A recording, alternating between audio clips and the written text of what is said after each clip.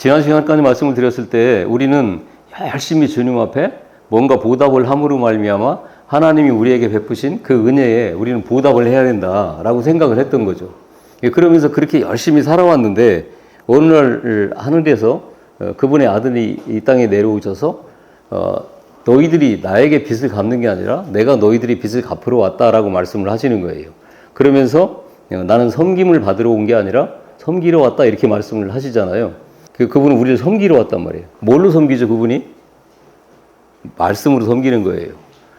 다른 거 없습니다. 그분이 가지고 있는 하늘의 생명을 우리에게 주시는 것으로 우리를 섬기는 거죠. 그래서 우리가 죽은 자 가운데 살아나는 거예요. 그분의 섬김을 통해서. 그리고 또 살아난 자로서의 삶을 그분의 섬김을 통해서, 그분이 말씀을 통해서 주시는 능력 가지고 이 땅을 넉넉하게 살아내는 거예요. 다른 게 없습니다. 거기에 무슨 우리가 그 일도 보탬이 될 수가 없는 존재들이라는 것을 여러분들이 자각을 하셔야 돼요. 그런데 그때까지는 그걸 알지 못하고 율법 속에서 살아왔던, 율법의 행위 속에서 살아왔던 사람들은 내 율법의 행위를 통해서 하나님이 우리에게 베푸신 그 놀라운 이 구원의 은혜에 감동해서 무엇이라도 갚아야 된다라고 하는 그 율법에 매여 있던 사람들이었단 말이에요. 그 사람들 앞에 나는 너희들의 섬김을 통해서 내가 뭔가 영광을 받고 내가 뭔가 너희들에게 채권자로서 위치해 있는 게 아니라 너희들이 빚을 대신 갚아줘야 되는 채무자로서 내가 너희들한테 온 거야 라고 말씀을 하시는 거죠. 그래서 그분의 일생을 통해서 그분은 그의 몸을 찢어서까지 우리를 섬기고 가신 거예요. 그렇기 때문에 그렇게 우리는 그분을 섬겨야 우리의 구원에 뭔가 우리도 보탬이 되어지고 또 완성하는 데 있어서의 이익을 감당할 거라고 생각했던 그런 것들이 이제는 내가 갚아야 될 것이 있는 게 아니라 하나님께서 부어주시는 그분의 약속, 그분의 말씀, 그 빛을 따라서 그걸 우리가 받아야만 우리는 살 수 있는 존재구나라는 것을 깨닫게 되는 사람들이 이제 생겨나기 시작했단 말이에요. 그게 언제라고 그랬습니까? 오순절 성령이 임하면서. 그러니까 그 전까지는 제자들도 말씀을 3년 반 동안 주님과 더불어 먹고 자고 싸고 하면서 지냈지만 전혀 깨닫지를 못했었죠. 채무자로서 그분한테 갚아야 된다고 생각을 하면서 살아왔던 존재들이었는데 성령이 임하심으로 말미암아 이제 그것이 제대로 깨닫기 시작되어진 거예요. 이제는 그 진리 안에서, 그 빛 안에서, 성령 안에서 내가 지금까지 가지고 있던 그 구원관에 대한 완전한 그 해석을 이제는 갖게 되어지는 자들이 나타나기 시작을 했어요. 그러다 보니까 내가 지금 어떤 율법적 행위로 인해 가지고 내 구원을 완성해 가는 것은 아니구나. 나는 그럴 수 있는 존재가 아니구나라는 것을 이제 깨닫게 되고 나니까 그동안 가지고 있던 율법으로 말미암는 그 짐들이 하나씩 벗겨지게 되겠죠. 자기들한테. 그래서 성경으로 말미암아 우리에게 주시는 진리는 나에게 뭔가 갚으라고 한 게 아니었구나. 제사를 지내는 것도 아니었구나. 또 안식일을 지킴으로 말미암아 내가 하나님 앞에 뭔가를 드리는 것, 그리고 내 행위를 통해서 뭔가를 갚는 그런 것들이 아니구나라고 하는 것을 이제 깨닫게 되니까 자기가 가지고 있던 그 무거운 죄의 짐들이 하나씩 벗겨지기 시작을 했단 말이에요. 특히 한국에 존재하는 많은 교회들이 지금 난리죠. 사순절이라고 해가지고 우리도 예수님의 고난에 동참하자라고부터 시작해가지고 금식도 하고 참회도 하고 경건의 모습을 하고 이렇게 지내서 부활절을 맞이해야 된다라고 하는 게 이제 사순절의 개략적인 요지 아니겠습니까? 이건 아직도 예수님께 너무 감사하고 감격해서 뭔가 고난을 만들어서라도 그분의 고난에 대해 동참해서 그 빚을 갚겠다라고 하는 전혀 비성경적인 논리예요. 그건 성경이 아닙니다. 인간들이 만들어 놓은 내가 하나님 앞에 뭔가라도 해야 된다라고 생각해서 하는 행위들이에요. 이거는 절대로 해서는 안 되는 일입니다. 근데 왜 교회에서 그런 행위들을 버젓이 하고 있을까요? 그런 어떤 절기들을 통해 가지고 계속해서 헌금을 착취하는 거죠. 왜? 그걸 유지해야 되니까. 그 건물도 유지해야 되고 자기의 어떤 위치도 유지해야 되고 이런 것들이에요. 전혀 성경하고는 관계없는 짓들입니다. 말씀드린 대로 그분은 우리의 빚을 갚겠다고 오신 분이 그 빚을 갚는 그 마지막 과정을 가고 있는 거예요. 그러면 우리가 그분의 그 고난에 동참해가지고 뭔가 빚을 갚겠다고 하면 그분은 십자가에서 죽으면 안 되는 거예요. 그게 베드로가 사탄이라고 욕을 먹었던 그 행인 거예요. 죽으면 안 됩니다. 우리의 왕이 되셔야지. 그래서 우리로 말미암아 계속 섬김을 받으셔야지. 무슨 얘기입니까? 라고 하는 거와 똑같은 짓을 하고 있는 거죠. 그분은 우리의 빚을 갚기 위해 오셨어요. 우리에게 그렇게 생명을 주기 위해서 섬기러 오셨습니다. 그러면 역으로 여러분들이 한번 생각을 해보실 수가 있죠. 이 사순절 기간에 여러분은 어떤 자세여야 되겠습니까?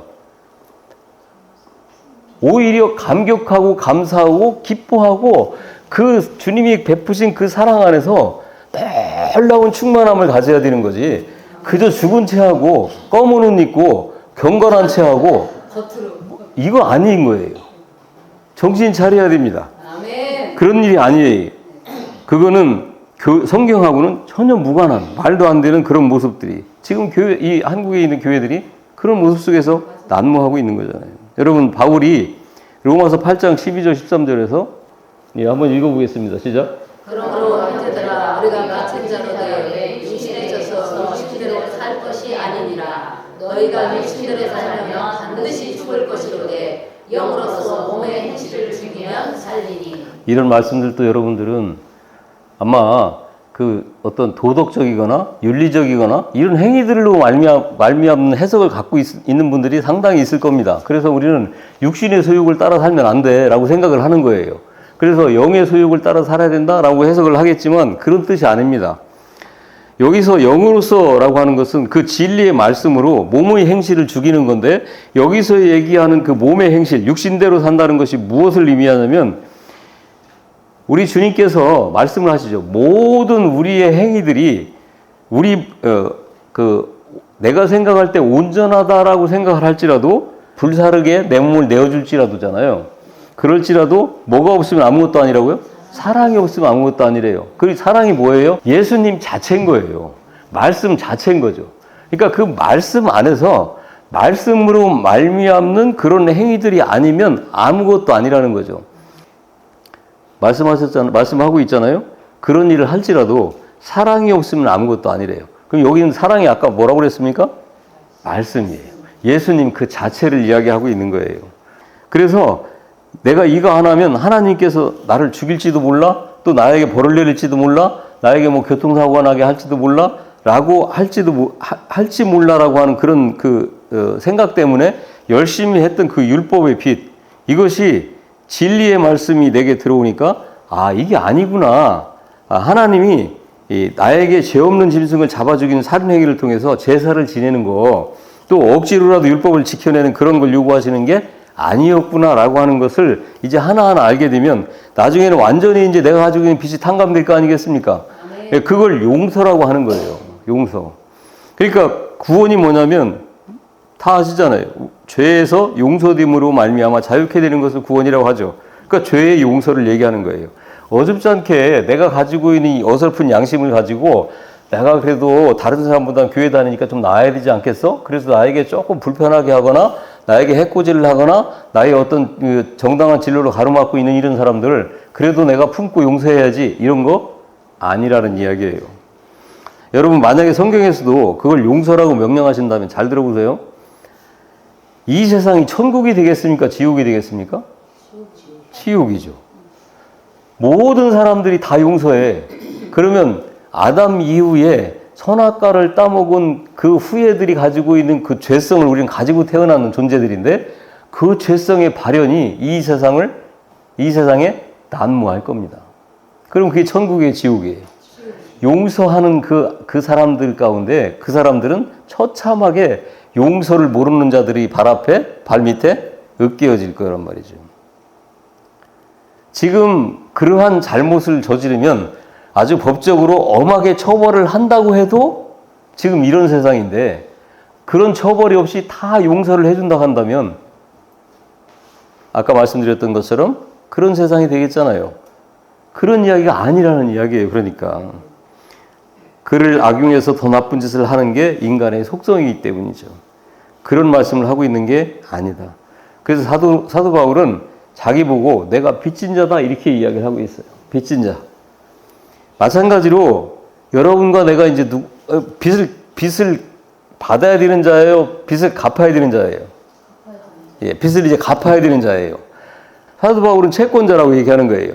그러니까 내가 누군가에게 그 빚을 갚아야 될 존재가 채무자잖아요. 채무자.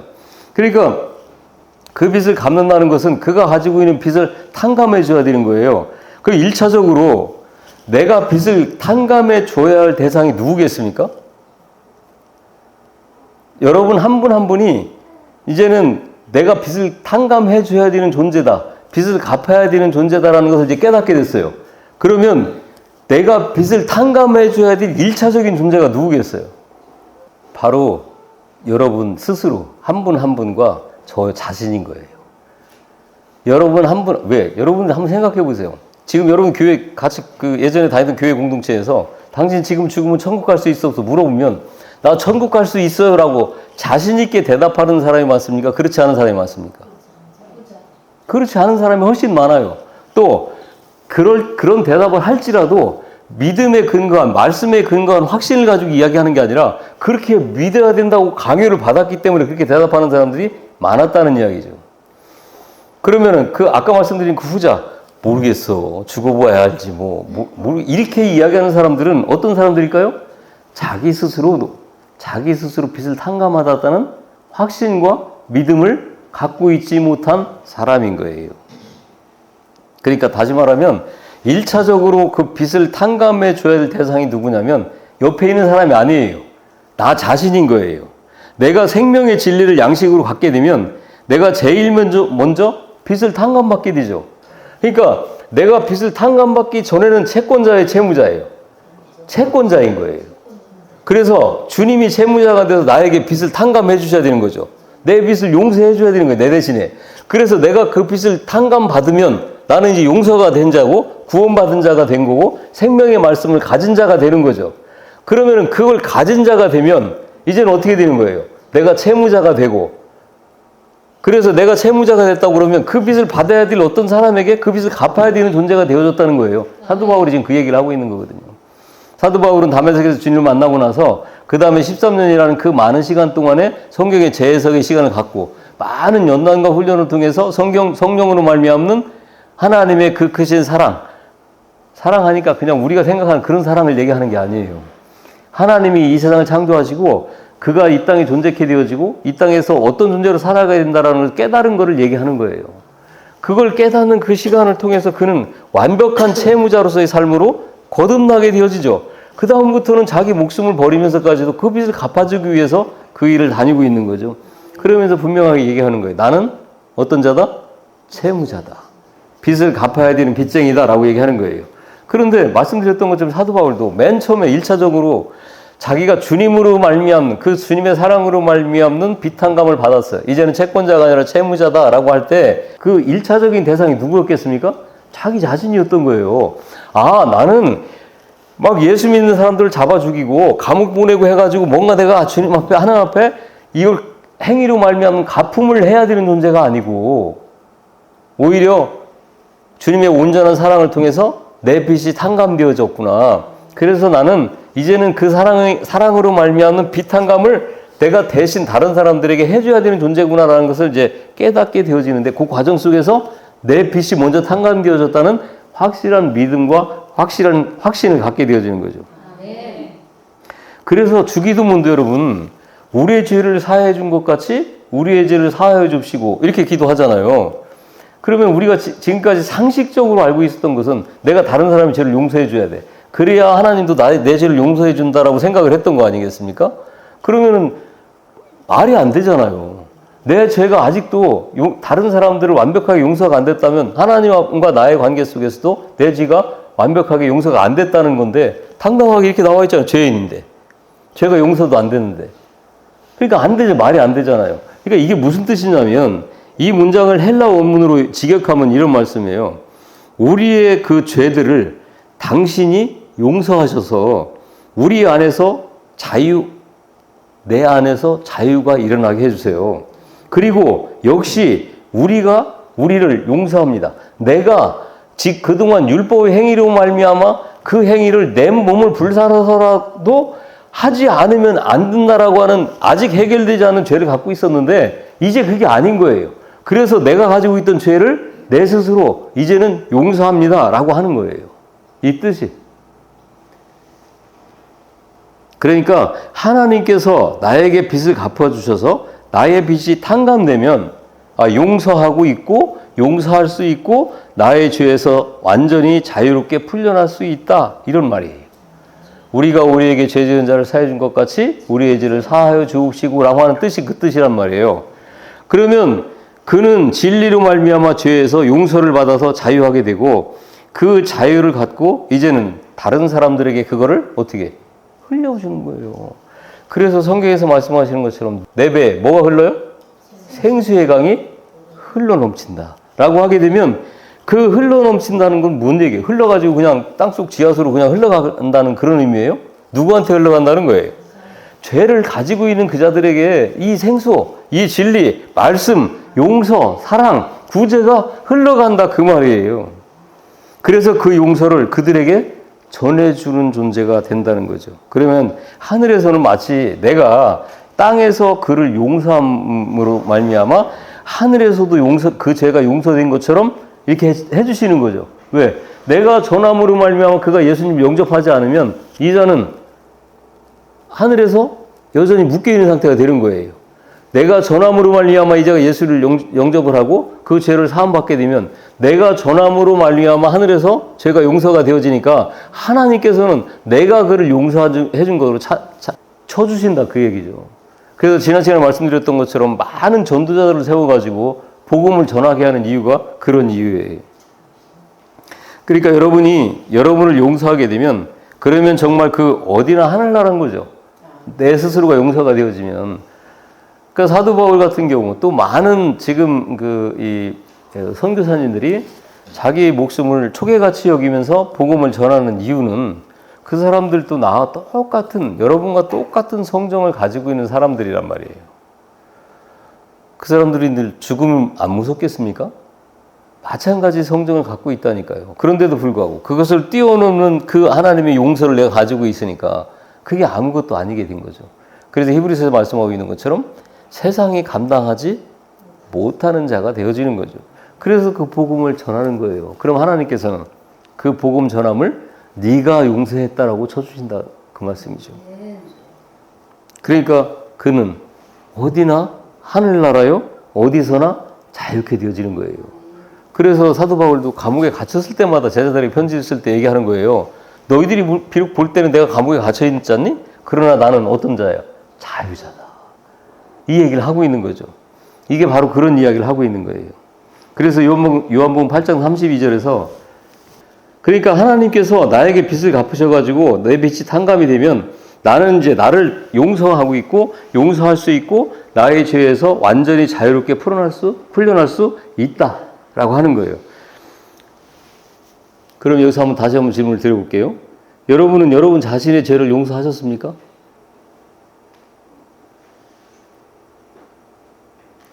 용서하셨다는 믿음이 흔들리지 않은 믿음으로 갖고 있어야 되는 거예요. 그게 구원받은 자의 현실인 겁니다. 여러분이 진리의 말씀을 용서로 깨닫게 되면 제일 먼저 용서해야 되는 존재가 바로 나다라고 하는 거예요. 그래서 고린도서 13장 5절에서 말씀하고 있는 것처럼 너희가 예수 안에 있는지 날마다 뭐 해보라는 거예요? 시험해 보라니까요. 말씀하시는 거예요. 날마다 시험해봐라 라고 하는 거죠. 그러면 나는 자유를 갖고 다른 이들에게 그걸 흘려줘 갖고 그 용서를 그들에게 전해주게 되면 그래서 나는 단지 나를 용서한 그 말씀을 흘려준 것 뿐인데 마치 내가 그를 용서한 것처럼 성경은 그렇게 말씀하고 있다 그 말이죠. 그렇게 우리는 자신을 용서하고 자신의 빚을 탕감해주고 또 나에게 빚을 갚으세요 라고 입을 벌리면서 기다리고 있는 자들, 다시 말하면 내 주변 가운데 아직 구원받지 못한 자들이 그들에게 그걸 전해줘 가지고 그 빚진 자로서 또 내 빚을 탕감받게 하는 거죠. 그러니까 그 채무자는 거룩한 채무자예요.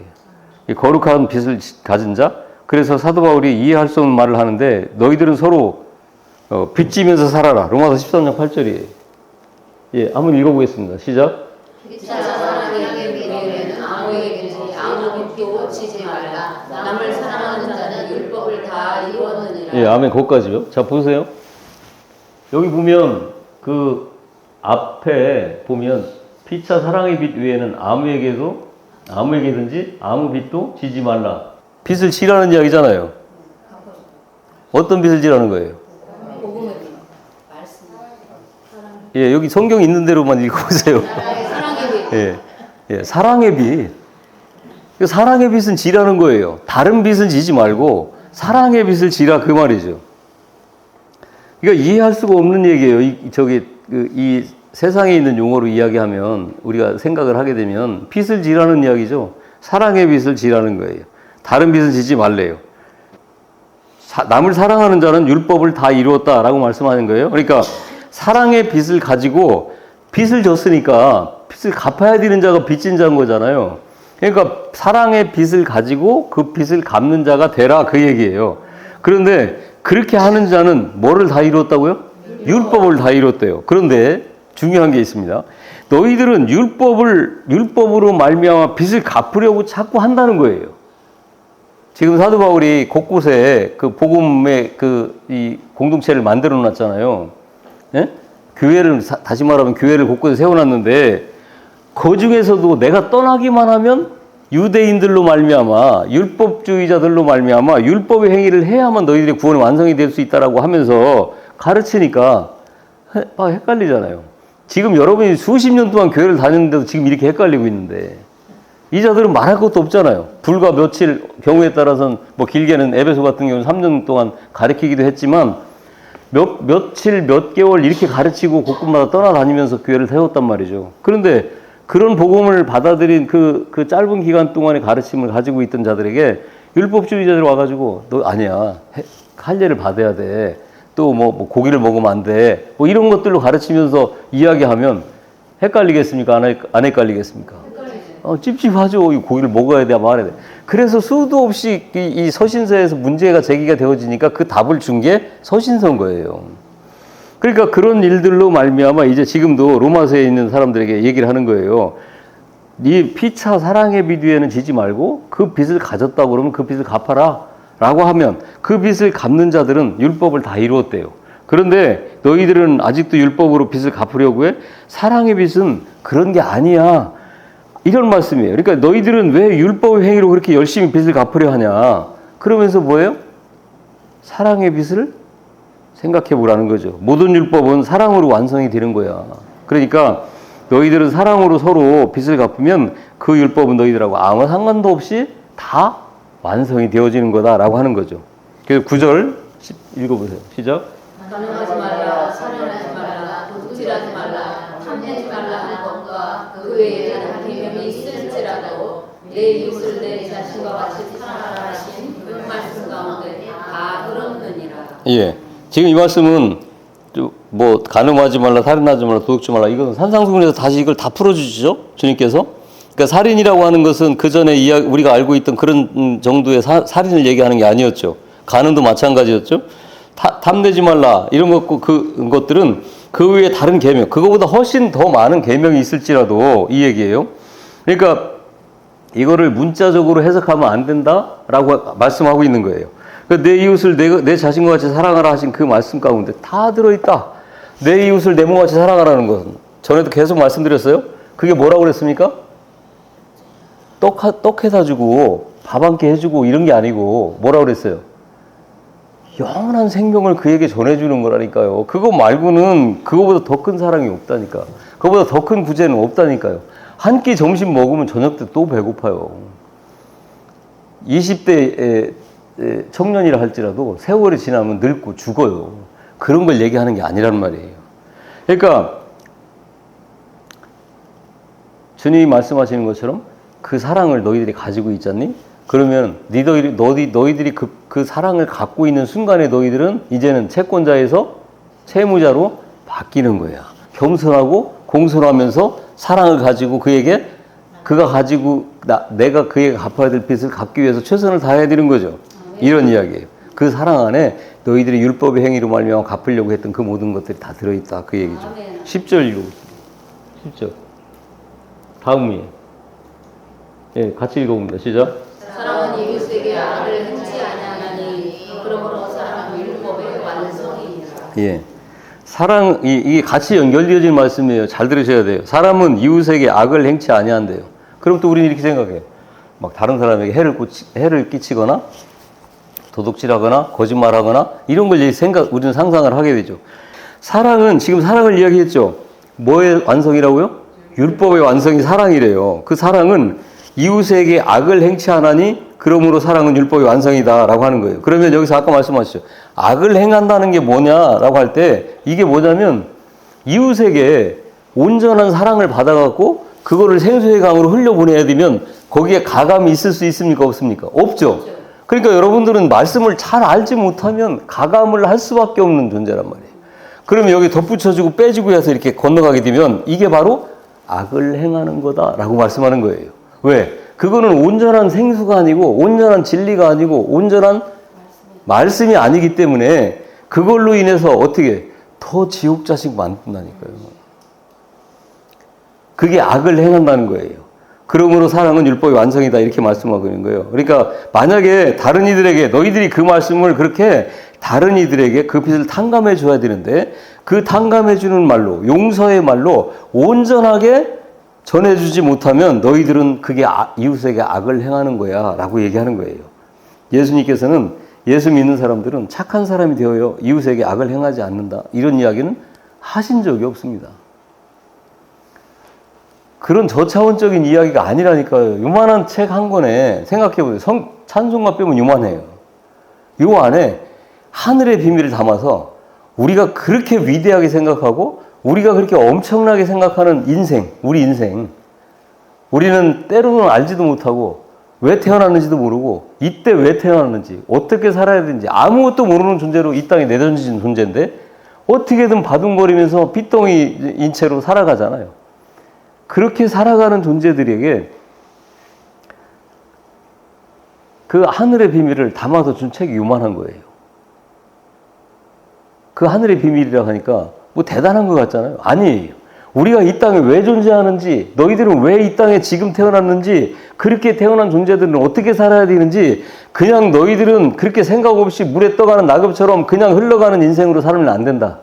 내가 너희들에게 한 철저한 설계도를 가지고 있고 그 설계도들이 너희는 살아야 되는 존재야. 위대한 존재들이다. 그런 존재의 인생이 결국은 그냥 땅속에 묻혀서 아무것도 아닌 존재로 없어질 존재가 아니라 바로 너희들이 섬기는 하나님과 더불어 방불한 영광을 가지고 그분의 손을 잡고 영원한 하나님의 사랑의 아들의 나라에서 살아야 될 존재라고 하는 것을 가르쳐주는 게 이 책이란 말이에요. 요만한 책이에요. 거기에 무슨 우리의 뭐 이 땅에서 뭐 밥도 좀 다 잘 먹고 뭐 어디 좀 더 나아지고 어디 좀 더 출세하고 어디 좀 더 뭐 무슨 뭐 돈 많이 벌고 이런 게 써 있겠냔 말이에요. 그럴지라도 결국은 불과 70이요? 강가라면 80 살다가 없어져야 인생인데요. 그런 이야기를 하고 있는 게 아니란 말이에요.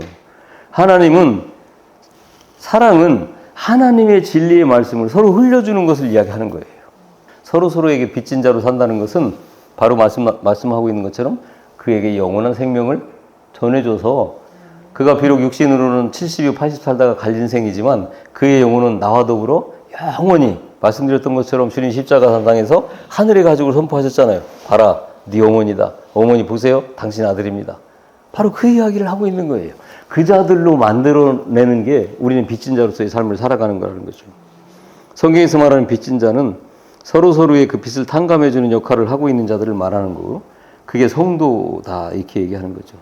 그것이 바로 진리 안에서의 교제라고 하는 거예요. 그러니까 다시 말하면 여러분이 성도 안에서의 교제, 아까 사도신경에서 우리가 고백했잖아요. 성도가 서로 교통하는 것, 그 교제는 다른 이야기를 하고 있는 게 아니에요. 이 이야기를 하고 있는 거죠. 그래서 하나님께서는 말씀을 율법으로 줘갖고 율법의 빛을 더욱 가중시키는 자들은 이웃을 사랑하는 게 아니라 악을 행하는 거다라고 말씀하고 있는 거예요. 그러니까 진리이신 하나님을 진리의 말씀을 통해서 올바로 깨달아서 그것이 하나님의 사랑이잖아요. 다시 말씀을 드리면 사랑은 뭐라고 그랬어요? 말씀이라니까 말씀. 아니 잘 생각해 보세요 여러분. 우리 주님이 오셔갖고 십자가에서 그렇게 몸이 다 찢겨서 돌아가시기 전까지 우리에게 준 게 뭐냔 말이에요. 말씀 말고는 없습니다 여러분.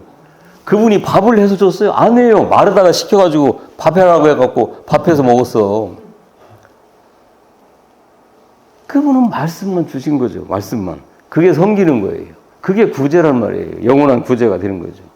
그런데 그 말씀이 아닌 다른 것들을 가감해서 거기 전해주게 되면 그걸 악을 행하는 거다. 가장 여러분들이 이해하기 쉬운 게 뭐예요? 이브와 뱀의 대화잖아요. 너는 그걸 먹으면 반드시 죽는다라고 우리 주님이 가르쳐 주셨단 말이에요. 근데 뱀하고 하와가 대화하면서 뭐라고 그래요? 저거 먹으면 반드시 죽는다가 아니라 죽을지도 모른다고 그랬어. 이렇게 되어지는 거죠. 그러니까 거기에 뱀이 여지없이 틈을 타고 들어오는 거죠. 그래, 안 죽어. 하나님의 말씀은 이 세상에 언어로 주시는 거기 때문에 그런 말장난들은 세상에 난무하고 있습니다. 그러니까 진리이신 하나님의 말씀을 진리의 말씀을 통해 깨달을 때 그것이 진정한 자유함이 되어지는 거예요. 진정한 자유함이라는 것은 이 세상을 초월한 자유죠. 그러면은 그걸 역설적으로 여러분 한번 증거되어지는 게 내가 지금 조금 전에 얘기했던 그런 증거되어지는 게 뭐냐면 교회에서 수도 없는 다툼들이 일어나요. 그렇죠? 많은 교회들이 지금. 그러면은 만약에 그걸 뛰어넘는 자유함이 있다고 하면 그런 다툼들이 있을 수가 있을까요? 없을까요? 없어요. 아무것도 아닙니다. 결국은 예배당 차지하고 있는 그 땅값, 예배당값, 어디 투자한 뭐 기도원 땅값, 돈, 적으면은 비자금 뭐 이런 거 갖고 싸우고 있는 거거든요. 그걸 초월한 자들은 그거 초계 같은 거죠. 지금 우리들의 모습인 거예요. 예배당이 어디면 어떻습니까? 이 말씀만 있으면 되는 거죠. 사람 수는요, 아무 중요하지가 않아요, 여러분. 아무리 많은 사람들이 모였어도요, 들을 게 있는 자만 듣는 거예요. 아멘. 그렇기 때문에 지금 여기 100명이 모여 있어요. 1000명이 모여 있어요. 그 들을 게 있는 자는 1000명이 있는데 들을 게 있는 사람이 11명이 있는 거나 그냥 11명이 있는 거나 어떤 게 우리는 더 좋을까요? 1000명이 있잖아요. 그 진리로 말미암는 들을 기가 없는 자들이 있으면 그들은 다 무슨 기만 갖고 있어요? 세상 기만 갖고 있거든요. 그럼 이 교회 안에 모든 가치나 어떤 행정적인 거나 모든 교제나 이런 것들이 전부 다 뭐에 근거한? 세상의 가치예요. 우리는 세상에 구별된 자가 교회라고 해요. 그러잖아요. 그런데 희한하게도 구별됐다고 입에서는 얘기하면서 교회 안에 난무하는 건 세상의 가치. 교회가 아닙니다. 하나님은 그 진리를 통해서 말씀을 통해서 깨닫게 되면 그걸 하나님의 사랑이라고 하는 거예요. 그러면 하나님은 사랑하라 이 말을 하나님을 사랑하라 이 말은 무슨 말씀이겠어요? 그 사랑이신 하나님을 그분이 어떤 분인지 그분이 오셔서 무슨 일을 했는지 그 십자가에서 이루신 피의 보혈의 공로가 나하고 무슨 관계가 있는지 이런 것들을 잘 분별하고 깨달아 알게 되면 그 하나님을 사랑하는 거다라고 말하는 거예요. 보이지 않는 하나님을 우리가 어떻게 사랑하겠습니까? 그래서 요한복음 10장 3절에서 보세요. 읽어봅니다. 시작. 영생은 곧 유일하신 참 하나님과 그가 보내신 자 예수 그리스도를 아는 것이니이다. 예. 영생은 구원은 다시 말하면 영원한 하늘의 생명은 하나님과 예수를 믿는 게 아니라는 거예요. 뭐 하는 거라고요? 아는 거라고 그랬어요. 그리고 아는 거라고 하는 그 단어의 뜻이 뭐냐면 지난번에 설명드렸죠. 그냥 우리가 이렇게 대충 아는 게 아니라 저 윤석열 대통령도 알고 이재명 대통령도 알잖아요. 그런 알미 아니에요. 부부가 돼가지고 아무 꺼리낌 없이 상대방에 대해서 아는 거를 성경에서 안다라고 표현하는 거예요. 그런 알물 얘기하는 거죠. 그러니까 우리 예수님과 그 하나님을 우리는 어떤 관계로 알아야 되는 거예요? 부부 관계로 그렇게 알아야 되는 거예요. 그래서 하나님께서는 예수님을 신랑이요, 우리를 신부로 그렇게 표현하고 계시는 거죠. 이 말씀을요, 이렇게 대충 하는 사람들은 전부 다 끝에 가면 보지도 않고 얘기해요. 참 하나님과 그가 보낸 예수 그리스도를 믿는 것이다. 이렇게 얘기를 하죠. 아마 제가 이렇게 강조를 안 했으면 그렇게 그냥 알고 있는 분들이 굉장히 많이 있을 거란 말이에요. 그런 게 아니에요. 왜 그러냐? 그분을 알게 되면 그분을 사랑하게 돼요. 그분을 알지 못하면 그분을 사랑하지 못합니다. 여러분, 절에 다니는 사람들이 나 부처님 사랑해요. 이런 거 들어보셨습니까?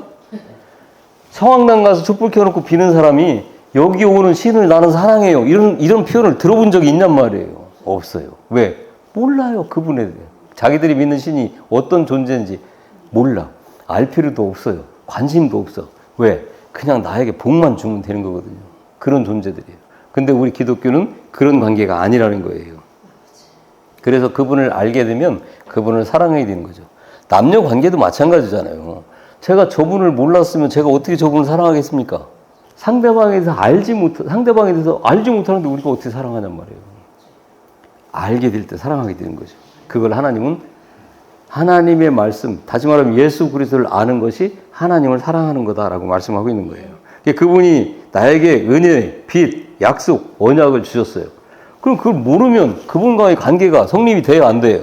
안 되는 거예요. 약속이라고 하는 거는 나하고 우리 김순열 권사님하고 어디 커피숍에서 우리 잠깐 만나서 이야기 좀 합시다. 그럽시다. 이게 약속이잖아요. 나 혼자 약속은 약속이 아닌 거예요. 그렇게 이 기독교에서 하나님과 우리와의 관계는 이 약속의 관계예요. 그렇기 때문에 상대방이 어떤 존재인지를 알지 못하고 그분이 무슨 약속을 했는지 알지 못한다면 우리는 기독교인이 아닌 거죠. 그래서 어떻게 되는 거예요? 그걸 모르면 다시 이제 채권자, 채무자 얘기가 나오는데 그러면은 어떻게 되는 거예요? 우리는 여전히 채무자로 남아있고 그분은 채권자로 남아있어서 여전히 우리는 그분에게 빚갚음을 해야 되는 거예요. 어떻게 하든 봉사 열심히 하고 구제 많이 하고 교회에서 뭐라고 하든 그게 성경적으로 옳든 그르든 간에 그냥 내 몸을 불살아서 그 일을 해서 나에게 베푸신 은혜의 빚을 갚아야 되는 거죠. 이제 그런 짓은 하지 마세요. 우리 교회에서는 그런 일 없을 겁니다. 그분을 여전히 그렇게 채권자로 남겨놓으면 안 되는 거예요. 내가 지금 너희들을 섬기러 왔어. 너희들이 빚을 갚으러 왔다고 그분이 직접 말씀을 하시는데요. 관심도 없어요. 갚아야 되는 거죠. 그런데 그 빚을 이제 내가 받았어요. 그래서 진리를 받아갖고 탕감받았어요. 그러면 그분은 나에 대해서 채무자로 오셨잖아요. 내가 빚을 갚으러 오셨어요. 그런데 그걸 내가 받았어요. 그러면 이제 채권 채무 관계가 성립이 돼요, 안 돼요? 돼요, 안 돼요? 안 되게 되죠. 그럼 그분은 원래 위치로 돌아가게 되겠죠. 그 원래 위치가 어디예요? 그럼 그분의 위치가 어디에 원래 위치가? 창조주예요. 창조주. 이제는 채무자의 위치가 아니라 창조주의 위치로 돌아가고 우리는 피조물의 위치로 돌아와서 이제는 창조주 하나님과 피조물인 우리와의 관계로 재정립이 되어지는 거죠. 그때부터 이제. 그러면 그때부터 그분은 이제 채무자가 아니라 나에게 뭐예요? 사랑이란 말이에요. 사랑. 하나님 자체가 사랑이에요. 하나님은 사랑이시다라고 하잖아요. 사랑의 교회가 그래서 이름을 그렇게 사랑의 교회로 붙인 거예요. 크게 붙여놔서 하나님은 사랑이시다. 하나님은 사랑이다. 요한일서에서 그렇게 말씀하고 있잖아요. 그래서 이제는 그분은 창조주시고 나는 그분의 손길을 통해서 빚어진 피조물의 위치를 찾게 되어지는 거죠. 그래서 그렇게 하나님을 채무자의 자리에서 해방시켜 드려야 돼. 그리고 우리 자신을 용서하고 그 용서의 말씀을 다른 이들에게 흘려보내가지고 그들로 하여금 자신의 율법적 채무를 변제받게 만들어줄 뿐만 아니라 이해되시죠? 여기까지? 그들 자신도 이제는 또 어떻게 되겠어요? 그때까지는 채권자였었는데 채무자로 바뀌어지게 되는 거죠. 그러면 그 자들이 또 거룩한 빚진 자가 돼가지고 또 다른 자의 빚을 탕감시켜주는 매개체로 이렇게 만들어줄 수 있게 되는 거예요. 그걸 성도라고 하는 겁니다. 그러니까 다시 말하면 제가 제사장이죠. 여러분들은 뭐예요? 제사장이잖아요. 다 같은 존재예요. 그러면 여기 있는 제사장은 뭐 하는 역할을 해야 될까요? 여러분을 진정한 제사장의 위치로 이끌어 가야 되는 제사장인 거예요. 그 일을 해야 되는 거죠. 그러니 여기서 지금 그러면 그 일을 하는 그 매개체가 뭐예요? 말씀밖에 없습니다. 잘생긴 거 아니에요. 키 큰 거 아니에요. 말 잘하는 거 아니에요. 윤리 도덕 아니에요. 뭐예요? 말씀이에요. 그럼 말씀을 모르면 어떻게 되겠습니까? 거짓 선지자라 하는 거예요. 그러면은 거짓말 하려고 하겠죠. 생명이 있을 수가 있어요, 없어요? 없죠. 그러니까 더 지옥 자식 만드는 거고요. 뭐예요? 악을 행하게 되는 거예요. 오직 여기서 해야 될 일은 여러분을 온전한 하나님 차신 그 거룩한 제사장의 자리로 여러분을 인도해 가는 겁니다. 그 차이만 있을 뿐이에요. 같은 제사장이란 말이에요. 그 일이 뭐예요? 나는 지금 여러분에게 빚을 갚는 거고 여러분은 또 그 빚을 받아서 또 빚쟁이로 살아가게 되는 거고 뿐만 아니라 뭐예요? 또 다른 표현으로 얘기하면 되어지게 만드는 거. 전에 제가 한번 말씀드렸어요. 교회는 오고 가는 게 아니라 뭐 한다는 거예요? 교회 되어지는 거예요.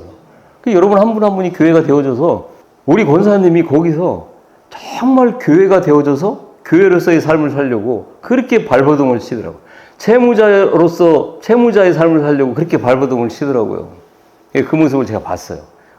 그게 얼마나 큰 교회겠습니까? 그게 큰 교회인 거예요. 이렇게 덩어리가 큰 게 아니라 그걸 얘기하고 있는 거죠. 그래서 사도 바울은 얘기하는 거죠. 고린도서 11장 2절이에요. 한번 읽어봅니다. 시작. 내가 하나님의 열심히 너희를 위하여 열심을 예우니 내가 너희를 정결한 처녀로 한 남편이 그리스도께 드리려고 중매함이로다. 사도 바울이 지금 목숨을 바쳐갖고 말씀을 그 생명을 흘려보내. 그 빛을 탕감시켜줘. 그런 일들을 하고 있는 이유가 뭐라고 그래요? 네. 정결한 처녀. 정결한 처녀가 뭘까? 아까 좀 전에 얘기한 대로 여러분이 거룩한 제사장이 되어져서 그의 남편인 그리스도께 뭐 한다는 거예요? 중매한대, 중매.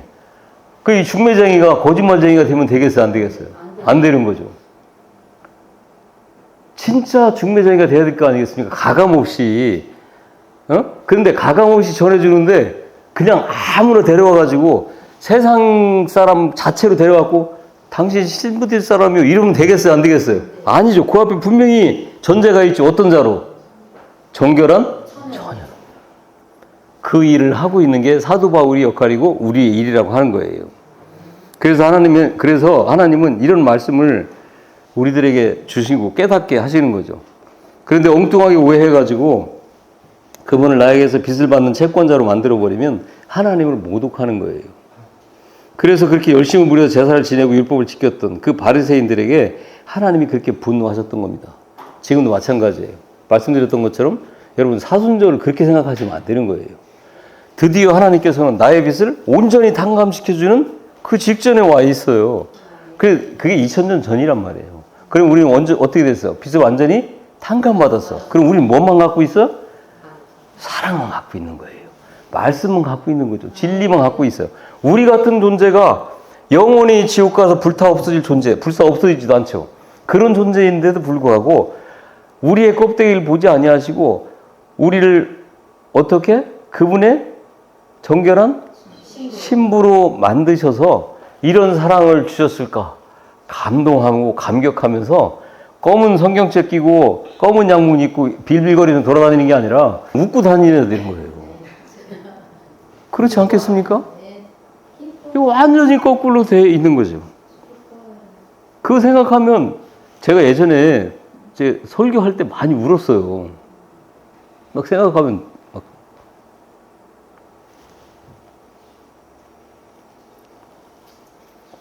나중에 어떤 장모님한테 피드백이 왔어요. 아니, 이 목사는 왜 설교하다 저렇게 보기 싫게 울었어? 이러더라는 거죠.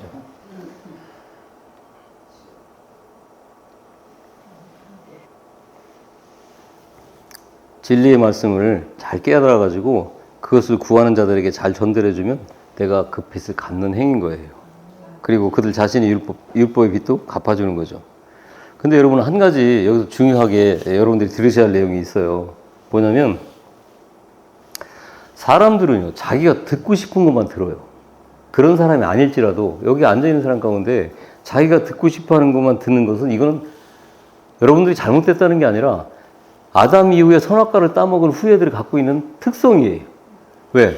선악 구조를 가지고 있기 때문에 흑이 아니면 백이에요. 선 아니면 악이에요. 이 논리를 가지고 살아가요. 그렇기 때문에 그들이 가지고 있는 기준이 뭘까요? 자기가 가지고 있는 지식과 상식이에요. 그래서 거기에 부합하지 않으면 저 틀린 거죠. 안 들으려고 해요.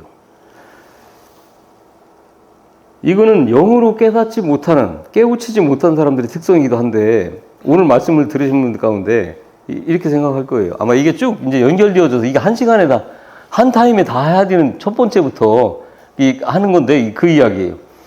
그러면은 열심히 교회 생활 안 해도 되겠구나. 어? 교회에서 막 열심히 봉사하고 막 이렇게 할 필요가 없구나. 이렇게 생각하는 사람들이 있더라고요. 이 말씀을 들으면. 잘 들어보세요. 구약 시대에는요, 선지자들은 하나님께서는 그 자들을 태워갖고 말씀을 전해주셨죠. 그래가지고 그렇게 특별히 구별됐던 선지자들도 하기 싫지만 억지로라도 자기도 모르는 힘에 끌려갖고 그 사명을 감당했단 말이에요. 그렇지만 그에 따르는 이스라엘 백성들은 더 말할 필요 없이 하나님의 말씀에 반하는 삶을 살았습니다. 그 선지자들이 자기 목숨을 버리면서까지도 그 말씀을 전하고, 여러분 왕족이었던 사람들도 있고요. 선지자 가운데 여러 이 세상에 존재하는 여러 직업군들이 있었는데 아무 상관도 없이 보통 세상 사람들이 볼 때 비천한 인생을 살았어요. 선지자들은. 그렇게 해가면서 하나님의 말씀을 전했는데도 불구하고 그 이스라엘 백성들은, 그 말씀을 받는 사람들은 안 받았죠. 하기 싫은 거 억지로 하라고 그러니까 억지로 했어요. 그렇잖아요, 이스라엘 백성들이. 그러다가 결국에는 이제 지치게 되죠. 지치게 되니까 화가 나요. 지금 교회에서 열심히 봉사하다가 신천지로 간 사람들이 특성입니다, 이게. 화가 나요. 채워지지 않니. 빈 공허만 이제 생겨나게 되고. 그러니까 어떻게 돼요?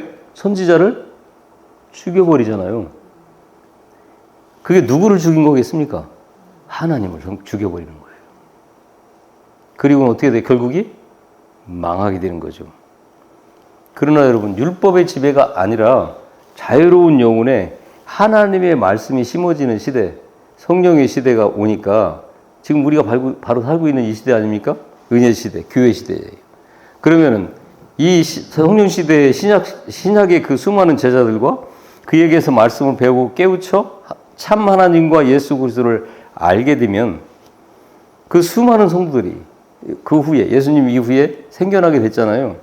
그들은 억지가 아니라, 누가 시켜서가 아니라 스스로 자유의지에 의해서 목숨을 바쳐서 전하고 삶으로 예배를 드렸잖아요. 수많은 사람들이 억지로가 아니라 예수 때문에 순교를 당하면서 살았어요. 수많은 사람들이 자원해서 목숨을 바쳐서 말씀에 순종하는 삶을 살게 됐다는 거죠. 그것 때문에 우리도 지금 이렇게 복음을 갖게 된 거잖아요. 그러면은 11조를 한다 안 한다 이게 문제가 되겠습니까? 안 되겠습니까? 아니, 내 목숨을 바쳐서 로마서 12장에서 분명히 말씀하시죠. 너희는 무슨 제사로 드리라고요? 너희 삶을 거룩한 산 제사로 드리래요. 근데 11조 안 하고가 뭐가 문제겠어요? 헌금을 하고 안 하고 뭐가 문제겠습니까? 봉사를 하고 안 하고 뭐가 문제겠어요? 목사한테 잘 보이려고요? 다른 성도한테 잘 보이려고? 아닙니다, 여러분. 말씀에 근거한, 사랑에 근거한 자원을 가지고 하면 자기 목숨을 바쳐서라도 그 일을 하게 되는 거죠. 수많은 사람들이 그렇게 억지로가 아니라 자원해서 목숨을 바쳐갖고 말씀에 순종한 삶을 살게 되는 거죠. 복음을 깨우친 수많은 그 신앙의 선배들, 척박한 우리나라에 목숨을 걸고 들어가갖고 진짜 풍토병 때문에 그 자식들도 다 죽고 막 이랬거든요. 그랬는데 그들이 전한 게 뭐예요? 밥 해줬어요?